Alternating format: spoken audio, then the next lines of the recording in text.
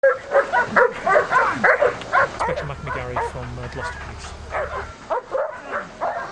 We are exercising the officers that are public support unit trained, which are the riot squad officers. Every year those officers are required to have 4 days annual training. The 2 days that they've got here are part of the 2 days training for those officers. And during the 2 days we'll exercise them during the nighttime phase, and they'll be confronted with various levels of disorder and petrol bombing. We will also be involving horses and dogs. Okay, so we're about to see part one of the operation. Tell us a bit about what's going to happen. What's going to happen tonight for the street exercise is that the scenario is that officers have been brought in to deal with a violent disturbance on the street. Officers will deploy from the vans, and then they will have to actually deal with what they're confronted with.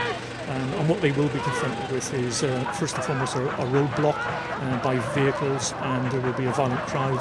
The officers will engage that, try and clear the roadblock, move the crowd back, and then actually force them along, so we're actually clearing an area that we can operate safely within, and that's what the exercise is about.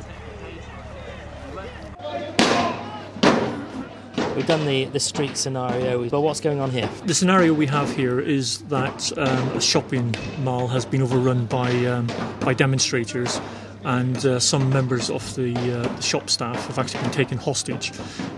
We've had a telephone call from a young lady's parents saying that she's diabetic and she needs to have an insulin injection within the next hour. So the police have been briefed to that effect. And when they arrive at the site here, you'll see that there's a barricade in front of the main entrance, and there are a number of demonstrators waiting to confront the police.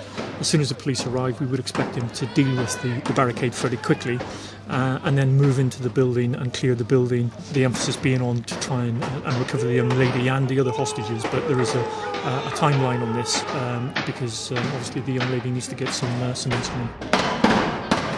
Across the southwest region, we work with our colleagues on a regular basis, and if something significant happened within the region, then I don't think there's a force that could actually stand alone, and they probably would have to call for what we call mutual aid. And by running this exercise over the couple of days that we do, just goes to prove that we can actually work together quite effectively.